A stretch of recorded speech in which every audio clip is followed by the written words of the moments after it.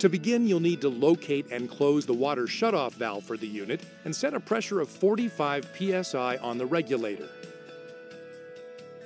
Next, find a suitable location for placement of the municipal cartridge.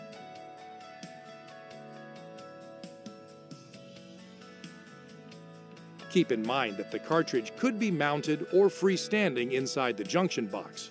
This location should be able to fit the cartridge while avoiding putting pressure on other tubing pipes or fittings. Placement should also avoid causing kinks in the tubing and be near the water regulator. Now it's time to prepare the cartridge. Using Teflon tape to ensure water tightness, install the included polyflow fittings and tighten with your adjustable wrench, taking care not to over-tighten, as this could lead to cartridge damage. Next, you'll connect the water line to the Dentapure cartridge. Measure your water line from the regulator to ensure you will have enough tubing to reach both the inflow and outflow sides of the cartridge. Double-check that the water is turned off, and then cut the tubing using scissors or knife. Unscrew the small locking nut from the inflow side of the cartridge.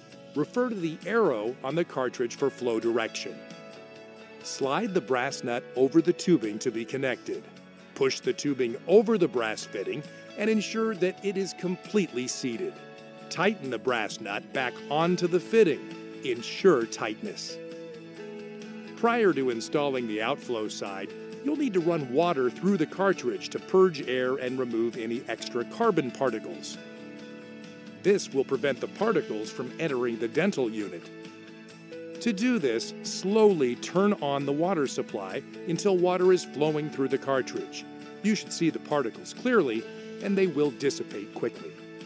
Return the water supply to the off position and attach the outflow side of the cartridge. Finally, turn the water supply back on and activate hand pieces to purge any air that might have entered the system. Check for normal water flow. That's it! The dental unit is now ready to be returned to service.